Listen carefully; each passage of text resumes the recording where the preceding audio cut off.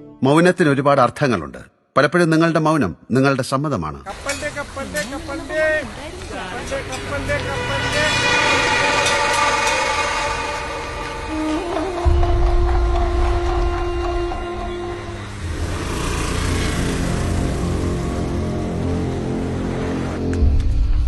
അപ്പുറത്തെ വീട്ടിലെ പയ്യനല്ലേ അത്?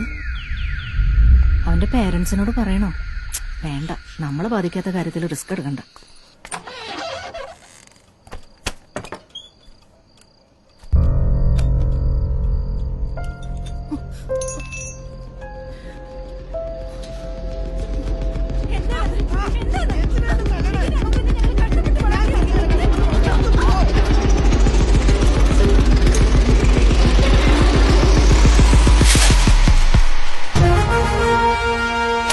ഇന്ന് റോഡിലും അപ്പുറത്തെ വീട്ടിലും സംഭവിക്കുന്നത് നാളെ നമ്മുടെ വീട്ടിലും സംഭവിക്കാൻ വേണ്ടി കാത്തിരിക്കണോ?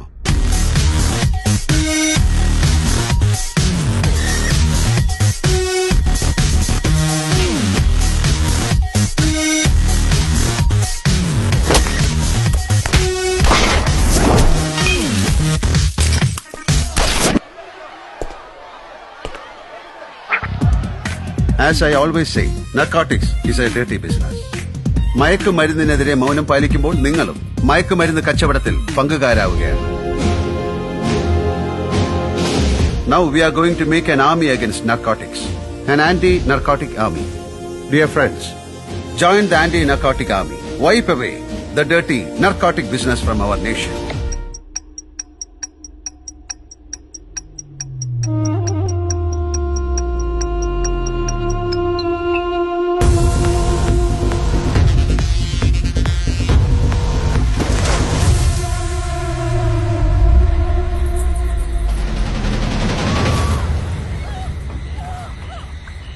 My dear fellow warriors, fear nothing. We are an invisible army against the dirty narcotic business. Let us begin the war. ഏവർക്കും സ്നേഹവന്ദനം. നമ്മുടെ നാടിനെ നടുക്കിക്കൊണ്ടിരിക്കുന്ന രാസലഹരി പദാർത്ഥങ്ങൾ മനുഷ്യ ജീവിതത്തെ തന്നെ ഇല്ലായ്മ ചെയ്തുകൊണ്ടിരിക്കുന്നു. സമൂഹത്തെ മൊത്തത്തിൽ നശിപ്പിച്ചുകൊണ്ടിരിക്കുന്നു. രാഷ്ട്രീയ ഭരണകൂടം വളരെ ജാഗ്രത പാലിക്കണം എന്നൊക്കെ പറയുമ്പോൾ തന്നെ എത്രത്തോളം അവർ തന്നെ ഇതിനകത്ത് ജാഗ്രത പാലിക്കുന്നു എന്നുള്ള വലിയൊരു ചോദ്യചിഹ്നം സമൂഹത്തിൽ നിലനിൽക്കുകയാണ്. ഒരു കാര്യം ഞാൻ കൃത്യമായിട്ട് പറയാം, രാഷ്ട്രീയക്കാർ മാത്രമല്ല, നമ്മുടെ നാട്ടിലെ ഓരോ പൗരന്മാരും ഇതിനെതിരെ വളരെ കൃത്യമായി രംഗത്തിറങ്ങിയെങ്കിൽ മാത്രമേ ഈ മഹാവിപത്തിൽ നിന്ന് നമ്മുടെ ദേശത്തെ, നമ്മുടെ തലമുറയെ രക്ഷിക്കാനായിട്ട് സാധിക്കുകയുള്ളൂ. കഴിഞ്ഞുപോയ തലമുറകളെക്കാളും ദുരന്തമേറിയ തലമുറയാണ് ഇന്ന് നമ്മുടെ നാട്ടിൽ സഞ്ചരിച്ചുകൊണ്ടിരിക്കുന്നതെന്നുള്ള നമുക്കറിയാം. അതിൻ്റെയൊക്കെ കാരണം, ഏക കാരണം എന്ന് നമുക്ക് വിശേഷിപ്പിക്കാവുന്ന വിധത്തിൽ മാരകമായിട്ടുള്ള രാസലഹരി പദാർത്ഥങ്ങൾ നമ്മുടെ നാടിനെ കവർന്നെടുത്തുകൊണ്ടിരിക്കുകയാണ്. ചെറുപ്പക്കാരുടെ ചെറുപ്പം, അല്ലെങ്കിൽ അവരുടെ യൗവനം, അവരുടെ കൗമാരം, അവരുടെ ബാല്യം ഒക്കെ നശിപ്പിക്കുന്ന തരത്തിലേക്ക് ഈ രാസപദാർത്ഥങ്ങൾ മനുഷ്യൻ്റെ തലച്ചോറിനെയും ജീവിതത്തെയും കവർന്നെടുത്തിരിക്കുന്നു. അതുകൊണ്ട് തന്നെ നമ്മൾ ഒറ്റക്കെട്ടായിട്ട് മുന്നേറേണ്ടിയിരിക്കുന്നു. ഞാൻ കഴിഞ്ഞ പ്രാവശ്യം പറഞ്ഞ ആ സംഭവത്തിൻ്റെ തുടർച്ചയായിട്ടാണ് ഇന്നത്തെ കാര്യം നിങ്ങളുമായിട്ട് പങ്കുവെക്കാൻ ആഗ്രഹിക്കുന്നത്. ഞാൻ സൂചിപ്പിച്ചായിരുന്നല്ലോ, നമുക്കിവിടെ ഡി അഡിക്ഷൻ പ്രോഗ്രാം ഉണ്ട്. അത് എല്ലാ മാസത്തിലും കൃത്യമായി നടത്തിക്കൊണ്ടിരിക്കുന്നു. 8 ദിവസത്തെ ഒരു ക്യാമ്പാണ്. ആ ക്യാമ്പിൽ പങ്കെടുക്കാൻ താല്പര്യമുള്ള എല്ലാവർക്കും അതിനുള്ള സാഹചര്യമുണ്ട്. ഈ മാസം, അതായത് മാർച്ച് മാസം 16-ാം തീയതി മുതൽ 23-ാം തീയതി വരെയുള്ള 8 ദിവസങ്ങളിൽ ഈ ക്യാമ്പ് ഇവിടെ ആരംഭിക്കുന്നതാണ്. നിങ്ങൾക്ക് വരാം. നേരത്തെ തന്നെ നിങ്ങൾ ബുക്ക് ചെയ്യണം. അതിൻ്റെ ഡീറ്റെയിൽസ് നിങ്ങൾക്ക് ആവശ്യമാണെങ്കിൽ ഞങ്ങളുമായിട്ട് ബന്ധപ്പെടുവാനായിട്ട് മടിക്കരുത് എന്ന് പ്രത്യേകമായിട്ട് ഓർപ്പിക്കുന്നു. ഇത് നിങ്ങളുടെ സ്നേഹിതർക്കും മദ്യത്തിനും മയക്കുമരുന്നിനൊക്കെ അടിമകളായിട്ടുള്ള പ്രിയപ്പെട്ടവർക്കും അയച്ചു കൊടുക്കണമേ. അവരും കൂടി ഇത് കേട്ടിട്ട് അതിൽ നിന്ന് രക്ഷപ്പെടണമെന്ന് താല്പര്യമുള്ള ഏവരെയും ഞങ്ങൾ ഇവിടെയൊക്കെ ക്ഷണിക്കുകയാണ്. തികച്ചും സൗജന്യമായിട്ടാണ് ഈ ക്യാമ്പ് നടത്തുന്നത്. നിങ്ങളുടെ ഡ്രസ്സുമായിട്ട് നിങ്ങൾ വന്നാൽ മതി. 8 ദിവസത്തേക്കുള്ള ഡ്രസ്സ്. ഭാര്യയും ഭർത്താവും ഒരുമിച്ച് വരണം. അതോടൊപ്പം തന്നെ വ്യക്തികളാണെങ്കിൽ, അവരുടെ കുട്ടികൾ മാരേജ് കഴിഞ്ഞിട്ടില്ലാത്തവരാണെങ്കിൽ അവരുടെ മാതാപിതാക്കൾ ആരെങ്കിലും ഒരാൾ, രക്ഷിതാവ് ആരെങ്കിലും ഒരാൾ അവരോടൊപ്പം ഉണ്ടായിരിക്കണം. അപ്പോൾ ഇത് മാത്രമാണ് നമ്മുടെ ഡിമാൻഡ്. ഇവിടെ വന്നു കഴിഞ്ഞാൽ തീർച്ചയായിട്ടും നിങ്ങളുടെ ജീവിതത്തിലൊരു വ്യതിയാനമുണ്ടാകും എന്നതിന് യാതൊരു സംശയമില്ല. ഞാൻ ഇന്ന് 3 ഉദാഹരണങ്ങൾ നിങ്ങളുമായിട്ട് പങ്കുവെക്കാൻ ആഗ്രഹിക്കുകയാണ്. പല സന്ദർഭത്തിലും നമ്മൾ വിചാരിക്കുന്നത് കള്ള്, കഞ്ചാവ് അതുപോലുള്ള ലഹരി പദാർത്ഥങ്ങളാണ് നമ്മളെ നശിപ്പിക്കുന്നതെന്ന്. എന്നാൽ നമ്മളാരും തന്നെ ചിന്തിക്കാത്ത നിരവധി രാസവസ്തുക്കളും അതേപോലെ തന്നെ മാരകമായ ലഹരി പദാർത്ഥങ്ങളും നമ്മുടെ സമൂഹത്തിൽ MDMA ഒന്നും അല്ല ഞാൻ ഉദ്ദേശിക്കുന്നത്. അതൊക്കെ പോലീസിന് കണ്ടാൽ അറിയാം, അല്ലെങ്കിൽ എക്സൈസുകാർക്ക് കണ്ടാൽ അറിയാം, അവരത് പിടിക്കാനായിട്ടൊക്കെ സാധിക്കും. എന്നാൽ ആർക്കും പിടിക്കാൻ കഴിയാത്ത, വീട്ടുകാർക്ക് പോലും മനസ്സിലാക്കാത്ത, ഉപയോഗിക്കുന്ന ആൾ പോലും അറിയാതെ ഉപയോഗിച്ചുകൊണ്ടിരിക്കുന്ന ചില ലഹരി പദാർത്ഥങ്ങളെക്കുറിച്ചാണ് ഇന്നത്തെ ഈ വീഡിയോയിൽ ഞാൻ നിങ്ങളുമായിട്ട് പങ്കുവെക്കുന്നത്. അത് ഞാൻ പറയുന്നത് ഇവിടെ കൗൺസിലിങ്ങിനും അതുപോലെ തന്നെ ഡി അഡിക്ഷനും ഒക്കെ പങ്കെടുക്കാൻ വന്ന ആളുകളുടെ അനുഭവത്തിൽ നിന്ന് അവർ പങ്കുവെച്ച കാര്യങ്ങളാണ് നിങ്ങളുമായിട്ട് പങ്കുവെക്കാൻ ആഗ്രഹിക്കുന്നത്. ഒരു പയ്യനെ, അതായത് +1 പഠിക്കുന്ന ഒരു മകനെയും കൊണ്ട്, പേരമകനെയും കൊണ്ട് വല്യപ്പ ഇവിടെ വരുവാനിടയായി. വലിയൊരു കുടുംബത്തിലെ അംഗമാണ്. സാമ്പത്തികമായിട്ടും സാമൂഹ്യപരമായിട്ടും സാംസ്കാരികപരമായിട്ടും മതപരമായിട്ടും വളരെ ഔന്നത്യത്തിൽ ജീവിക്കുന്ന കുടുംബം. അവൻ്റെ മാതാപിതാക്കൾ വിദേശത്താണ്. അവൻ്റെ ഗ്രാൻഡ് പേയോടും ഒപ്പമാണ് താമസിച്ചുകൊണ്ടിരിക്കുന്നത്. മറ്റൊരു സ്ഥലത്തു നിന്നാണ്, വളരെ ദൂരത്തു നിന്നാണ് അവർ ഇവിടെ വന്നത്.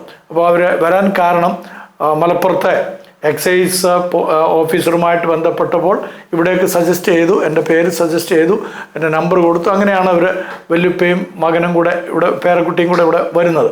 വന്ന് ആദ്യത്തെ 2 ദിവസം ഇവിടെ ക്യാമ്പിൽ പങ്കെടുത്തു കഴിഞ്ഞപ്പോൾ ഇവൻ ഏത് തരത്തിലുള്ള ലഹരിയാണ് ഉപയോഗിക്കുന്നതെന്ന് അവൻ്റെ വീട്ടുകാർക്ക് ആർക്കും തന്നെ അറിഞ്ഞുകൂടാ. അവൻ്റെ മാതാപിതാക്കൾ അവനെക്കുറിച്ച് വലിയ ഹൈ എക്സ്പെക്റ്റേഷനോടുകൂടി ഇരിക്കുന്നു. അവൻ്റെ ഗ്രാൻഡ് അവനെ കൂടുതൽ ലാളിച്ച്, പേരക്കുട്ടി എന്നുള്ള നിലയിൽ അവനെ ഏറ്റവും കൂടുതൽ ലാളിച്ച് വളർത്തുകയാണ്. അവനെന്ത് ചോദിച്ചാലും അതൊക്കെ വാങ്ങിക്കൊടുക്കാനുള്ള സാമ്പത്തികമുണ്ട്. വളരെ ഉന്നതിയുള്ള ഒരു കുടുംബമാണ്. മാത്രമല്ല നാട്ടിൽ നല്ല സൽപ്പേരുള്ള കുടുംബമാണ്. അതുകൊണ്ട് തന്നെ ഇവൻ ഇത്തരത്തിൽ രാസപദാർത്ഥങ്ങൾ ഉപയോഗിക്കുമെന്നൊന്നും തന്നെ അവരൊരിക്കൽ പോലും ചിന്തിച്ചിരുന്നില്ല. പക്ഷേ അവർക്ക് ഒരു സംശയം തോന്നാൻ കാരണം ഇവന് റൂമിൽ കയറി കഴിഞ്ഞു കഴിഞ്ഞാൽ പിന്നീട് ആരെയും ആ റൂമിലേക്ക് കടത്തുകയില്ല. മാത്രവുമല്ല അവൻ ഒരു ദിവസം മുഴുവനായിട്ട് റൂമിൽ അടച്ചിട്ടിരിക്കുന്ന സ്വഭാവം. അപ്പം എന്തുകൊണ്ടാണ് എന്നുള്ള അറിയാൻ വേണ്ടിയിട്ട് പല ഡോക്ടേഴ്സിനെ കാണിക്കാൻ അവർ ആഗ്രഹിച്ചു. പക്ഷേ അവൻ ഡോക്ടേഴ്സിൻ്റെ അടുക്കലൊന്നും പോവുകയില്ല. അപ്പോഴാണ് അവർക്കൊരു സംശയം തോന്നി, ഇവൻ എന്തെങ്കിലും മാരകമായിട്ടുള്ള രാസപദാർത്ഥങ്ങൾ ഉപയോഗിക്കുന്നുണ്ടോ, ലഹരി പദാർത്ഥങ്ങൾ ഉപയോഗിക്കുന്നുണ്ടോ. അങ്ങനെയാണ് എക്സൈസുമായിട്ട് ബന്ധപ്പെടുകയും ആ എക്സൈസിൻ്റെ നിർദ്ദേശപ്രകാരം ഇവിടെ വരാൻ ഇടയാത്തീരുകയും ചെയ്ത്. അപ്പോൾ 2 ദിവസം ഇവന് ഒന്നും തന്നെ ഓപ്പണായിട്ട് പറഞ്ഞില്ല. 3-ാം ദിവസം ഞാൻ അവനെയും കൂട്ടി ചുമ്മാ അതൊന്ന് നടക്കാനായിട്ട് ഇറങ്ങി. ഇങ്ങനെ തോളത്ത് കൈയിട്ട് അവനോട് ചോദിച്ചു, ഏതൊക്കെ എനിക്കറിയാവുന്ന പല രാസപദാർത്ഥങ്ങളുണ്ട്, ലഹരി പദാർത്ഥങ്ങൾ, അതിൻ്റെ പേരുകളൊക്കെ ഓരോന്നായിട്ട് ചോദിച്ചു. അവനെല്ലാം ഡിലേ ചെയ്തു. അവൻ പറഞ്ഞു, ഇല്ല, ഞാൻ അതൊന്നും ഒരിക്കൽ പോലും കണ്ടിട്ടുമില്ല, ഉപയോഗിച്ചിട്ടുമില്ല. അപ്പോൾ പിന്നെ ഞാനും ആകെ പസിൽഡായി. കാരണം എനിക്കറിയാത്ത എന്തെങ്കിലും ഇനി ഉണ്ടോ എന്നറിയാൻ. അത് കഴിഞ്ഞ് നടപ്പെല്ലാം കഴിഞ്ഞ് ഞങ്ങൾ ഓഫീസിൽ വന്നിരുന്ന് ഞാൻ അവനെ അവിടെ പേഴ്സണലായിട്ട് കൗൺസിലിങ് നടത്താനായിട്ട് ആരംഭിച്ച സമയത്ത് ചുമ്മാതെ ഞാൻ അവനോട് ചോദിച്ചു, മോനെ ഈ പശ ഐറ്റംസ് എന്തെങ്കിലും ഉപയോഗിക്കുന്നുണ്ടോ? അപ്പോൾ അവനോട് ചോദിച്ചു, ഏത് പശയാണ്? ഫെവിക്കോൾ. അപ്പോൾ അവനൊന്ന് പെട്ടെന്ന് നിശ്ചലനായി. ഞാനത് ഉപയോഗിക്കുന്നുണ്ടെന്ന് ഫാദറിനോട് ആര് പറഞ്ഞു? ഞാൻ പറഞ്ഞു, ആരും പറഞ്ഞതല്ല, നീ മറ്റൊന്നും ഉപയോഗിക്കുന്നില്ല, പക്ഷേ ഇത് ഉപയോഗിക്കുന്നു എന്നുള്ളത് നീ ശ്വസിക്കുന്ന ആ ഒരു പ്രാളം, അതിൽ നിന്ന് ഞാൻ മനസ്സിലാക്കിയതാണെന്ന്. അതവനെ സംബന്ധിച്ച് വളരെ ആശ്ചര്യം തോന്നിച്ചു. അവൻ ആ കാര്യങ്ങൾ പറയാനിടയായി. അപ്പം അവൻ ഉപയോഗിച്ചുകൊണ്ടിരുന്ന, ഞാൻ അതിൻ്റെ മെത്തേഡ്സ് ഒന്നും പറയുന്നില്ല, കാരണം ഇതൊക്കെ ഞാൻ പറഞ്ഞിട്ട് നിങ്ങൾ അറിഞ്ഞ് പിന്നെ നിങ്ങളും അത് ഉപയോഗിക്കാനൊക്കെ ചാൻസ് ഉണ്ട്. ഇത് കേൾക്കുന്ന ആരെങ്കിലും ഒരാളെങ്കിലും അങ്ങനെ ഉപയോഗിക്കുന്നുണ്ടെങ്കിൽ അതിൻ്റെ ഏറ്റവും വലിയ ദുരന്തം ഞാൻ പറഞ്ഞുതരാം. എനിക്ക് അതിനെക്കുറിച്ച് ഡീറ്റെയിൽസ് ഒന്നും അന്ന് വരെ അറിയത്തില്ലായിരുന്നു. ആ സംഭവം ഞാൻ കേട്ടതിന് ശേഷം പെട്ടെന്ന് തന്നെ ഒരു ഡോക്ടറുമായിട്ട്, എൻ്റെ സ്നേഹിതയായിട്ടുള്ള ഡോക്ടറുമായിട്ട് ഞാൻ ബന്ധപ്പെട്ടു. കന്യാസ്ത്രീ ആയിരിക്കുന്ന ആ ഡോക്ടർ എന്നോട് ആ കാര്യങ്ങളെക്കുറിച്ച് ഡീറ്റെയിൽ ആയിട്ട് പറഞ്ഞു തന്നു. ഇങ്ങനെ ചില ചെറുപ്പക്കാർ ഉപയോഗിക്കുന്നുണ്ട്. അത് ഉപയോഗിച്ച് കഴിഞ്ഞാൽ ഉണ്ടാകുന്ന ദുരന്തം, അവർക്ക് ശ്വാസകോശങ്ങൾ അടഞ്ഞു പോവുകയും, അത് തുടർമാനമായിട്ട് ആഴ്ചയിൽ ഒരിക്കൽ പോലും ഉപയോഗിച്ച് കഴിഞ്ഞാൽ ശ്വാസകോശങ്ങൾ അടഞ്ഞു പോവുകയും അവർക്ക് പെട്ടെന്ന് തന്നെ മരണം സംഭവിക്കുകയും ചെയ്യാം എന്നുള്ളത്. അപ്പം ഞാൻ അന്ന് വൈകിട്ട് അവനോട് ഈ കാര്യങ്ങളെക്കുറിച്ച് കൃത്യമായി അതിൻ്റെ വിവരങ്ങൾ ഡോക്ടർ സിസ്റ്റർ എനിക്ക് അയച്ചു തന്നിട്ടുള്ള എല്ലാ കാര്യങ്ങളും വെച്ച് ഞാൻ അവനോട് സംസാരിച്ചു. അപ്പോൾ അവന് ബോധ്യമായി അവൻ ചെയ്യുന്ന മഹാവിപത്തിലേക്കാണ് അവൻ പോയിക്കൊണ്ടിരിക്കുന്നത്. അതുകൊണ്ട് അവൻ പറഞ്ഞു, ഇല്ല ഫാദർ, ഇനിയും തൊട്ട് ഞാനത് ഉപയോഗിക്കുകയില്ല. അപ്പോൾ അവൻ പറഞ്ഞത്, അത് ഉപയോഗിച്ച് കഴിഞ്ഞാൽ ഒരു ദിവസം മുഴുവനായിട്ട് ഭയങ്കര കിക്കാണ്. വേറെ ഏതോ ലോകത്തിൽ സഞ്ചരിക്കുന്ന പോലെ, കഞ്ചാവ് ഉപയോഗിക്കുന്നതിനേക്കാളും MDMA ഉപയോഗിക്കുന്നതിനേക്കാളും ഒക്കെ ആയിട്ടുള്ളൊരു കിക്ക് അതിൽ കൂടെ കിട്ടും എന്നുള്ളതാണ് അവൻ പറഞ്ഞത്. അപ്പോൾ ഇതൊക്കെ നമ്മുടെ നാട്ടിൽ, നമ്മുടെ ദേശത്ത് പല ചെറുപ്പക്കാരും ഉപയോഗിക്കുന്നുണ്ട്. മാതാപിതാക്കൾ ശ്രദ്ധിക്കണം. ഞാൻ പറഞ്ഞല്ലോ, ഇന്ന് കഴിഞ്ഞ പ്രാവശ്യത്തെ എൻ്റെ വീഡിയോയിൽ ഞാൻ പറഞ്ഞു, ഇത് ഉപയോഗിക്കുന്ന ആളുകൾ ആരും തന്നെ എന്നെ ശ്രദ്ധിക്കാറില്ല, ഇപ്പോൾ ശ്രദ്ധിക്കുകയില്ല. എന്നാൽ അതുമായിട്ട് ബന്ധപ്പെട്ട് നിൽക്കുന്നവരുടെ മാതാപിതാക്കൾ അറിയണം, നമ്മുടെ കുഞ്ഞുങ്ങൾ ഏതെങ്കിലും പശകൾ അവരുടെ മുറിയിൽ സൂക്ഷിക്കുന്നുണ്ടെങ്കിൽ ആ പശ വെറുതെ അല്ല അവർ സൂക്ഷിക്കുന്നത്, അത് അവരെ തന്നെ മയക്കാൻ വേണ്ടിയിട്ട് ഒരു മരുന്നായിട്ട് ഉപയോഗിക്കുകയാണ്. അത് ഉപയോഗിക്കേണ്ടുന്ന വിധമൊക്കെ അവർക്കറിയാം, നമുക്കറിഞ്ഞുകൂടാ, പക്ഷെ അവർക്കറിയാം. അപ്പോൾ ഇത് ഫ്രീക്വൻ്റായിട്ട് ഈ വിധത്തിലുള്ളത് ഉപയോഗിക്കുകയാണെങ്കിൽ പെട്ടെന്ന് തന്നെ ശ്വാസതടസ്സം ഉണ്ടാകുകയും അവർ അറ്റാക്ക് വരാനും ഒക്കെയുള്ള സാധ്യതകളുണ്ട് എന്നുള്ളത് ഓർത്തുകൊള്ളണം. അതുകൊണ്ട് ആ തരത്തിൽ ഏതെങ്കിലും സാധനങ്ങൾ നിങ്ങളുടെ മക്കളുടെ മുറികളുണ്ടെങ്കിൽ അത് അവരെ മനസ്സിലാക്കി കൊടുത്തിട്ട് ഇത് പാടില്ല എന്ന് പറയത്തക്കവണ്ണം അവരെ കൗൺസിലിങ്ങിന് കൊണ്ടുപോവുകയും അവർക്ക് വേണ്ടുന്ന ട്രീറ്റ്മെൻറ്റ് കൊടുക്കുകയും ചെയ്യണമേ എന്ന് പ്രത്യേകമായിട്ട് ഓർപ്പിക്കുന്നു. രണ്ടാമത്തെ ഒരു സംഭവം ഞാൻ നിങ്ങളുമായിട്ട് പങ്കുവെക്കാൻ ആഗ്രഹിക്കുകയാണ്. ഒരു പെൺകുട്ടിയുടെ കാര്യമാണ്. അപ്പനും അമ്മയും നല്ല ഉദ്യോഗസ്ഥരാണ്, സാമ്പത്തികമായിട്ട് ഉയർന്ന തലത്തിൽ ജീവിക്കുന്നവരാണ്. ഈ പെൺകുട്ടിക്ക് പ്രായത്തെ കവിഞ്ഞ ശാരീരിക പുഷ്ടിയുണ്ട്. 8ാം ക്ലാസ്സിൽ അവൾ പഠിക്കുന്ന സമയത്താണ് ബാസ്ക്കറ്റ് ബോളിൽ പ്ലെയറായിട്ട് അവൾ ചേരുന്നത്. സ്കൂളിൽ നന്നായിട്ട് ബാസ്ക്കറ്റ് ബോൾ കളിക്കും. അപ്പോൾ അവളുടെ ഒപ്പം കളിക്കുന്നതായിട്ടുള്ള മറ്റ് ഒരു പയ്യൻ, ആ പയ്യന് അവളെക്കാളും സീനിയർ ക്ലാസ്സിലാണ് പഠിക്കുന്നത്. അവളോട് വളരെ സ്നേഹമായി, സ്നേഹം എന്ന് പറഞ്ഞാൽ അങ്ങനെ പ്രേമമൊന്നുമല്ല, ഇഷ്ടം, ഒരു കൂട്ടുകാരിയെ പോലെ, കൂട്ടുകാരനെ പോലെ രണ്ടുപേരും അടുത്ത് ഇടപെടാൻ തുടങ്ങി. അങ്ങനെ ഇടപെടുന്ന സമയത്ത് ഈ പയ്യൻ അവൾക്ക് സ്വീറ്റ്സൊക്കെ വാങ്ങിക്കൊടുക്കും, അവളത് കഴിക്കും. അവളും കുറച്ച് സ്വീറ്റ്സൊക്കെ കൊണ്ടുവരും, അവന് കൊടുക്കും. അത് സ്വീറ്റ്സിൽ ആരംഭിച്ച ഒരു വലിയ സ്നേഹ കൂട്ടായ്മ. ആ കൂട്ടായ്മ വർദ്ധിച്ച് 10ാം ക്ലാസ് ആയപ്പോഴത്തേക്ക് ഈ സ്വീറ്റ്സ് കിട്ടാതെ ഇവൾക്ക് ഉറങ്ങാൻ കഴിയാത്തൊരു സാഹചര്യമായി. 10ാം ക്ലാസ്സിലെ എക്സാം കഴിയുന്നിടം വരെ ഇവനെ കാണാനുള്ള സൗകര്യം ഉണ്ടായിരുന്നു. 2 ദിശയിലാണ്, കുറേ ദൂരത്തിലാണ് അവർ പഠിക്കുന്നത്, 2 സ്കൂളുകളിലാണ്. പക്ഷേ ഇവർ ഈ കളിക്കളത്തിൽ വെച്ചായിരുന്നു കണ്ടുകൊണ്ടിരുന്നത്. അവിടെ കളിക്കളത്തിൽ വരാതായപ്പോൾ ഇവൾക്ക് ഇവൻ്റെ നമ്പറിലേക്ക് വിളിച്ചിട്ട് ഇത് അത്യാവശ്യമാണെന്ന് ആവശ്യപ്പെട്ടു. അപ്പോൾ അവൻ പറഞ്ഞു, നീ ഇന്ന സ്ഥലത്തേക്ക് വന്നാൽ നിനക്ക് തരാം. അങ്ങനെ അവളെ ഒരു ലോഡ്ജിലേക്ക്, ഹോട്ടൽ റൂമിലേക്ക് വിളിച്ചു വരുത്തുകയും അവിടെ വെച്ച് മിസ്യൂസ് ചെയ്യുകയും ചെയ്തു. ഈ സ്വീറ്റ്സിനകത്ത് മുഴുവനും മയക്കുമരുന്നുകളായിരുന്നു. അത് പിന്നീടാണ് അറിയുന്നത്. അപ്പോൾ ഈ പെൺകുട്ടി അതിനൊക്കെ വശംവദയായി. ക്രമേണ അത് വലിയ പ്രശ്നമായി, വലിയ വാർത്തകളും ഒക്കെ പല സ്ഥലങ്ങളിലും വന്നു. ആ സമയത്ത് അതെനിക്ക് വേണ്ടപ്പെട്ട, എനിക്ക് ഏറ്റവും പരിചയമുള്ള ഒരു കുടുംബത്തിലെ കുട്ടിയാണ്. അപ്പം ആ പിതാവാണെങ്കിൽ സമൂഹത്തിൽ ഏറ്റവും അധികം അറിയപ്പെടുന്ന ഒരു വ്യക്തിയാണ്. മാതാവും അങ്ങനെ തന്നെ വളരെ നല്ല ചാനലുകളിലൊക്കെ നല്ല തിളങ്ങിയിട്ടുള്ള ഒരു സ്ത്രീയാണ്. അപ്പം ഈ വിധത്തിലുള്ള കുടുംബത്തിൽ ഇങ്ങനത്തെ ഒരു ദുരന്തം ഉണ്ടാകുമ്പോൾ സ്വാഭാവികമായിട്ടത് ആഘോഷമാക്കുന്ന പല ആളുകളുണ്ടല്ലോ നമ്മുടെ നാട്ടിൽ. അങ്ങനത്തെ ഒരു സമ്പ്രദായമുണ്ട്. ഞാൻ ആ സമയത്ത് കേരളത്തിന് വെളിയിലായിരുന്നു ഒരു മീറ്റിങ്ങിന് വേണ്ടിയിട്ട്, കുറച്ച് ദീർഘദിവസങ്ങളിലെ മീറ്റിങ്ങിന് വേണ്ടി പോയ സമയത്താണ് ഈ വാർത്ത എൻ്റെ ശ്രദ്ധയിൽപ്പെടുന്നത്. എനിക്ക് ഇത് കേട്ട് കഴിഞ്ഞപ്പോൾ സഹിക്കാൻ കഴിഞ്ഞില്ല.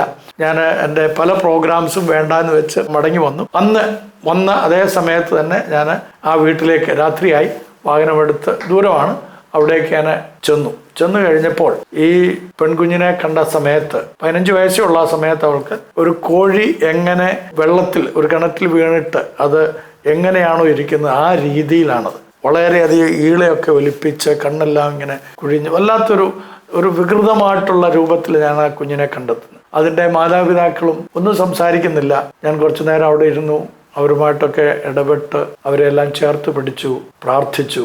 എന്നെ വാഹനത്തിലേക്ക് കയറ്റാനായിട്ട് വന്ന പ്രിയ പിതാവ് എന്നോട് പറഞ്ഞത്, അച്ഛൻ ഇന്ന് വന്നിട്ടില്ലായിരുന്നെങ്കിൽ നാളെ 3 ശവങ്ങളായിരുന്നു ഈ വീട്ടിൽ കിടക്കുക. 3 ശവങ്ങൾ നാളെ ഈ വീട്ടിൽ കിടക്കുമായിരുന്നു.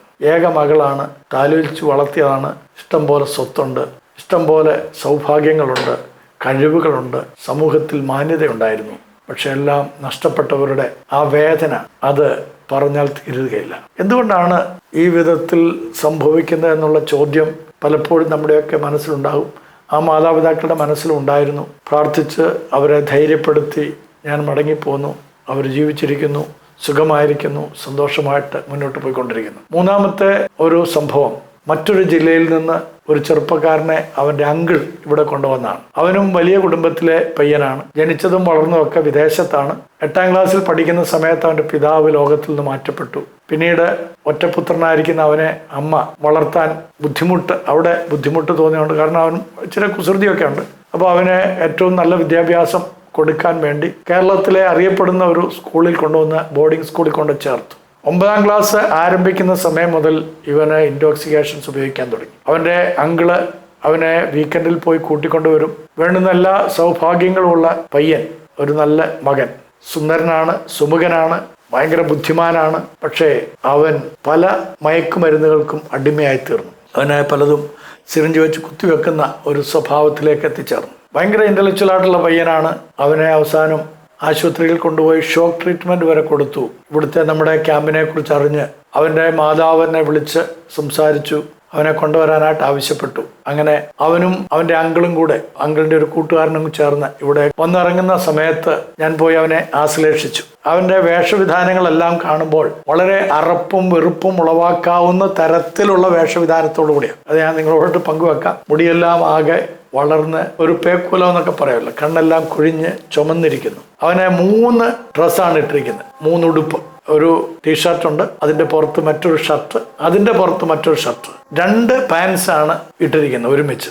2 ഷൂസ് ആണ് അവൻ ഇട്ടിരിക്കുന്നത്. പാൻസ് എന്ന് പറഞ്ഞാൽ ജീൻസ് ആണ്. 2 ഷൂസ് ആണ് ഇട്ടിരിക്കുന്നത്. നിങ്ങളൊന്ന് ആലോചിച്ച് നോക്കണം. ആ ഒരു വേഷം, അധികം പ്രായമൊന്നുമില്ല, വളരെ സുന്ദരനായിരിക്കേണ്ടുന്ന ഒരു ചെറുപ്പക്കാരൻ ഈ വിധത്തിൽ കോലം കെട്ടു വന്നിരിക്കുന്നു. ഞാൻ അവനെ കണ്ടപ്പോഴേ പോയി ആശ്ലേഷിച്ചു. അത് കഴിഞ്ഞ് ഞാൻ ആശ്ലേഷിക്കുന്ന സമയത്ത് അവനും എന്നെ അങ്ങ് മുറുക്കി കെട്ടിപ്പിടിച്ചു. അപ്പോൾ അത് കണ്ടിട്ട് അവൻ്റെ അമ്മാവൻ കരയുകയായിരുന്നു. ഞാൻ ചോദിച്ചു എന്തിനാ കരയുന്നതെന്ന്. പിന്നീട് ചോദിച്ചപ്പോൾ പറഞ്ഞു, അവൻ ജീവിതത്തിൽ ആരെങ്കിലും ഇത്രയധികം കെട്ടിപ്പിടിച്ചിട്ടുണ്ടെങ്കിൽ അത് ഫാദറിനെ മാത്രമേ. ഞാൻ അവൻ്റെ അടുക്കിലേക്ക് ചെല്ലുമ്പോഴേക്കും അവനെ മാറിപ്പോകുമായിരുന്നു. എനിക്ക് അവനെ ഒന്ന് കെട്ടിപ്പിടിക്കണമെന്ന് ഒത്തിരി കൊതിയുണ്ടായിരുന്നു. പക്ഷെ അവൻ സമ്മതിച്ചിട്ടില്ല. അവൻ്റെ അപ്പൻ മരിച്ചതിന് ശേഷം അവൻ ആരെങ്കിലും ആശ്ലേഷിച്ചിട്ടുണ്ടെങ്കിൽ അത് ഇന്ന് ഫാദറിനെയാണ് ആശ്ലേഷിച്ചത്. എനിക്ക് വലിയ സന്തോഷം തോന്നി, അഭിമാനം തോന്നി. അവൻ എന്നെ അംഗീകരിച്ചല്ലോ എന്നുള്ള ആ സന്തോഷം. ഇവിടെ താമസിപ്പിച്ചു. ഏകദേശം 1 വർഷത്തോളം അവനിവിടെ താമസിച്ചു. അപ്പം അവന് മാറ്റങ്ങളൊക്കെ വന്നു. എല്ലാവരുമായിട്ട് നന്നായിട്ടൊക്കെ മിങ്കിൾ ചെയ്യുമെന്ന് നമ്മൾ വിചാരിച്ചെങ്കിലും എല്ലാവരുമായിട്ടൊന്നും അവന് മിങ്കിൾ ചെയ്യല. അധികം ആരോടും സംസാരിക്കുകയല്ല. രാവിലെ എഴുന്നേൽക്കുന്ന വളരെ ലേറ്റായിട്ടായിരിക്കും. ഭക്ഷണമൊക്കെ ആവശ്യമുണ്ടെങ്കിൽ അവൻ കഴിക്കും, ഇല്ലെങ്കിൽ കഴിക്കുകയില്ല. മിക്കവാറും പുറത്തൊക്കെ പോയി കഴിക്കും. എന്നാൽ മറ്റ് ദുശീലങ്ങളൊന്നും തന്നെ ഇല്ല എന്നാണ് നമ്മൾ ധരിച്ചു വെച്ചിരുന്നത്. അങ്ങനെ ഇരിക്കുമ്പോഴാണ് ഇവിടുത്തെ ഒരു സ്റ്റാഫ് ഇവൻ പ്രിസ്ക്രൈബ് ചെയ്ത ഒരു മെഡിസിൻ വാങ്ങിക്കാനായിട്ട് മെഡിക്കൽ സ്റ്റോറിൽ ചെല്ലുന്നത്. അപ്പോൾ അവിടുത്തെ മെഡിക്കൽ സ്റ്റോറുകാരൻ നമ്മളുമായിട്ട് നല്ല ബന്ധമുള്ള ആളാണ്. ഇവിടുത്തെ ആവശ്യങ്ങൾക്കുള്ള മെഡിസിനൊക്കെ അവിടെ നിന്നാണ് എടുക്കാറുള്ളത്.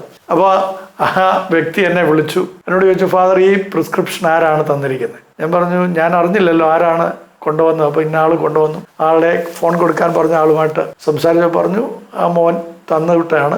അപ്പം ഞാൻ ചോദിച്ചു എന്താ ഈ മെഡിസിൻ എന്താണെന്ന് അവൻ പറഞ്ഞത്. അപ്പം ഈ കൊണ്ടുപോയ ആള് നമ്മുടെ സ്റ്റാഫ് പറഞ്ഞു അവൻ്റെ കണ്ണിൽ ഉറ്റിക്കാനുള്ള മരുന്നാണ് എന്നാണ് അവൻ പറഞ്ഞത്. അപ്പോൾ ഞാൻ മെഡിക്കൽ സ്റ്റോറുകാരനോട് ചോദിച്ചു ഇത് അങ്ങനെ തന്നെയാണോ? അദ്ദേഹം പറഞ്ഞു അതെ. പക്ഷേ ഇത് കണ്ണിൽ ഉറ്റിക്കുന്ന എന്തിനാണെന്ന് അറിയാമോ? ഇതൊരു ലഹരിയാണ്. ഈ കണ്ണിലുകളിലേക്ക് ഇത് ഉറ്റിച്ചു കഴിഞ്ഞാൽ അത് MDMA കഴിക്കുന്നതിനേക്കാളും അപ്പുറമായിട്ടുള്ള ഒരു രാസപ്രവർത്തനം തലച്ചോറിൽ ഉണ്ടാക്കാവുന്ന തരത്തിലുള്ള ഒരു മെഡിസിനാണ്. പക്ഷേ ഭാഗ്യവശാൽ ഇവിടെ അതില്ല.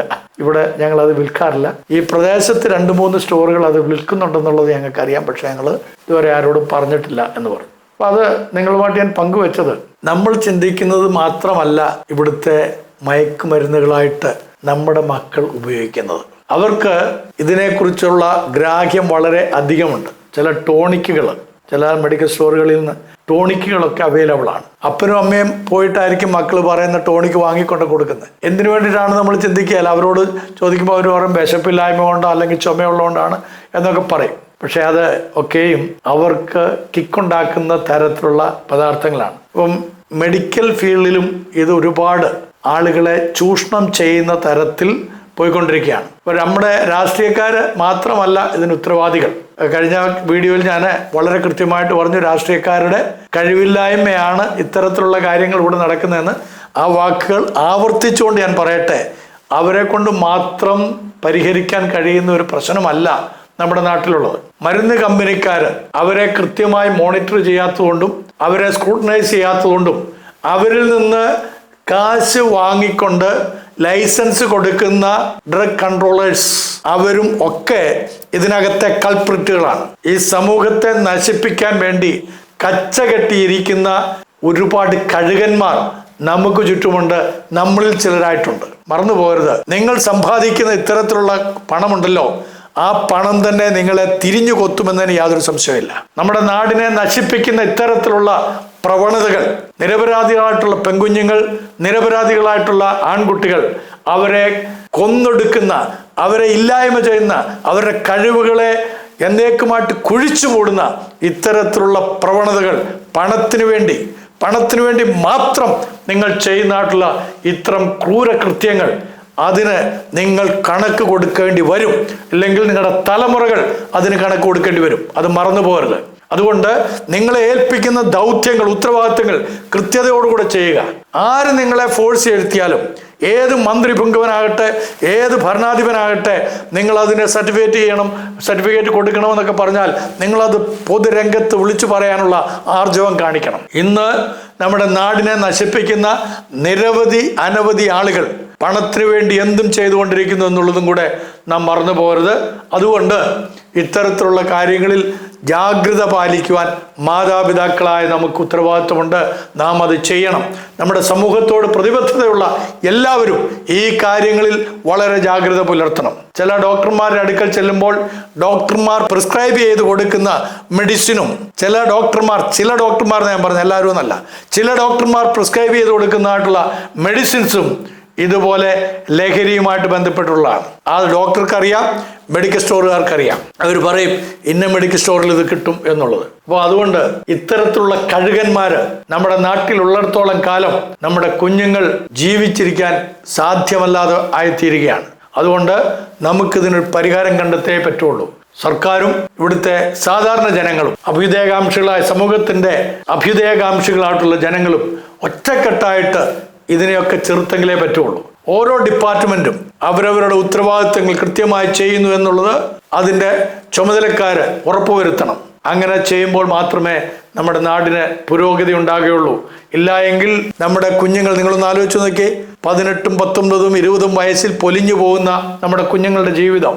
അങ്ങനെ പോകുമ്പോൾ ആ മാതാപിതാക്കൾക്ക് മാത്രമല്ല അവരുടെ മരണം കൊണ്ട് നഷ്ടമുണ്ടാകുന്നത്, മറിച്ച് അവരിൽ കൂടെ ഈ രാജ്യത്തിന്, നമ്മുടെ ദേശത്തിന് കിട്ടേണ്ടുന്നതായ ഒരുപാട് ശ്രേഷ്ഠമായ കഴിവുകൾ അത് നഷ്ടമായി പോകും എന്നതിന് യാതൊരു സംശയമില്ല. അപ്പോൾ ഈ കാര്യങ്ങൾ ഞാൻ പറയുമ്പോൾ ചില ആളുകൾക്കെങ്കിലും സുഖിക്കയില്ലെന്ന് എനിക്കറിയാം. പക്ഷേ മുഖം നോക്കാതെ സംസാരിച്ചെങ്കിലേ പറ്റുള്ളൂ.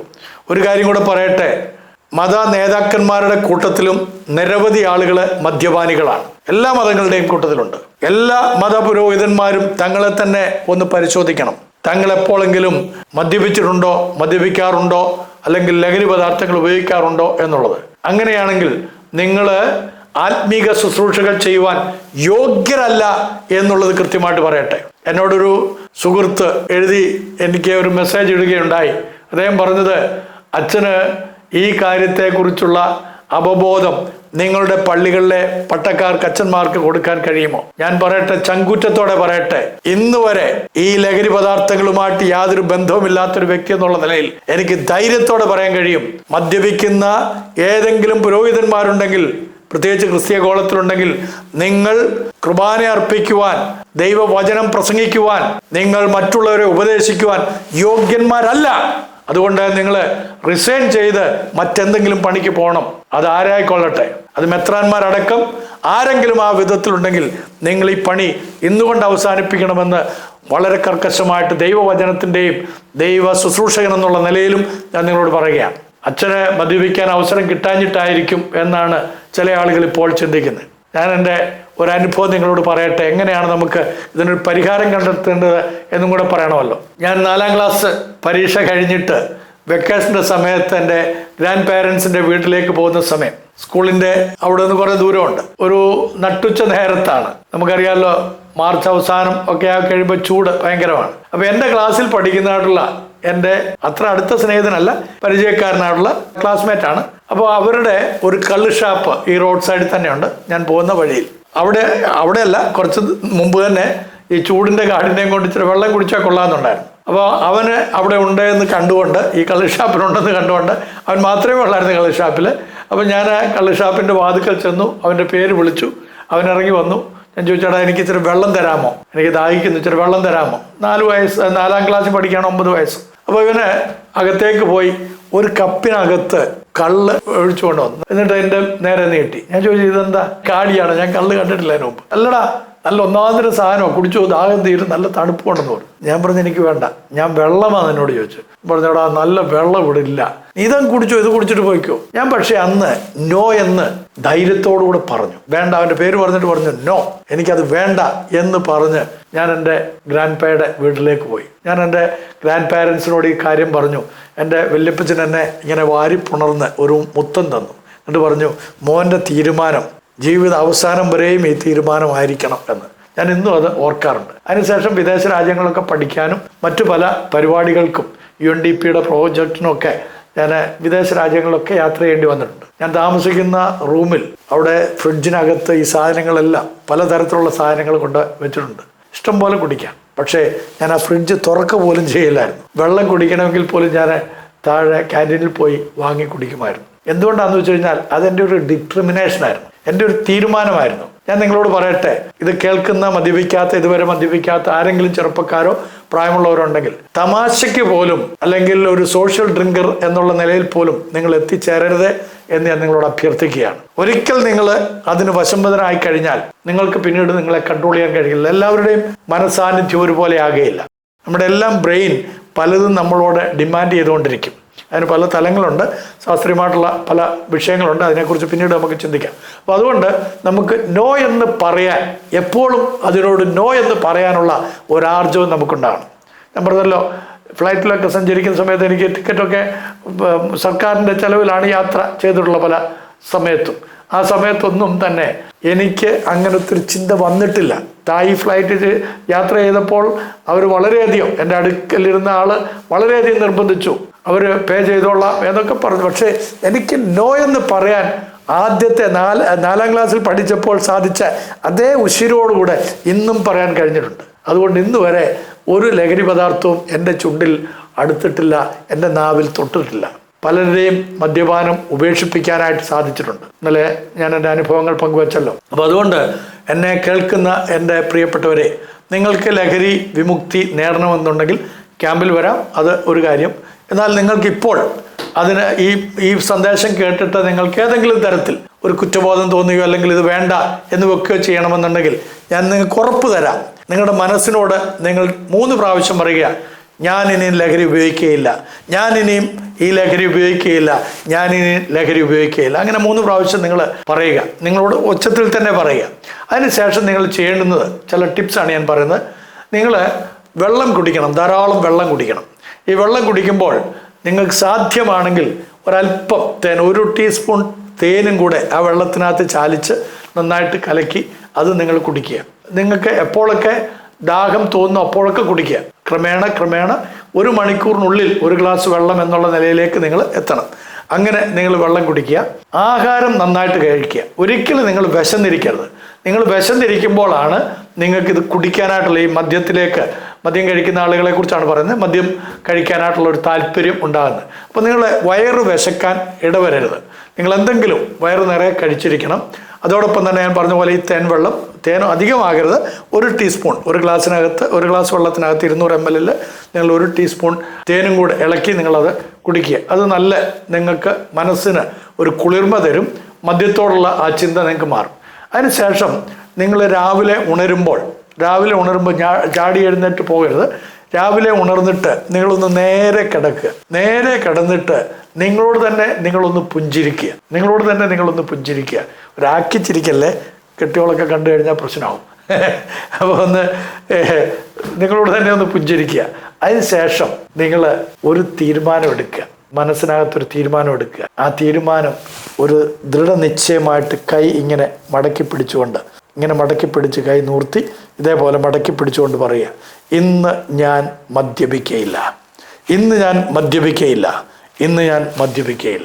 അങ്ങനെ നിങ്ങൾ 3 പ്രാവശ്യം പ്രതിജ്ഞ എടുത്തിട്ട് നിങ്ങൾ പതിവിന് വിപരീതമായിട്ട് നിങ്ങളുടെ ഭാര്യയോടൊപ്പം അല്പസമയം അടുക്കളയിലൊക്കെ നിന്ന് വർത്തമാനങ്ങൾ പറയുക.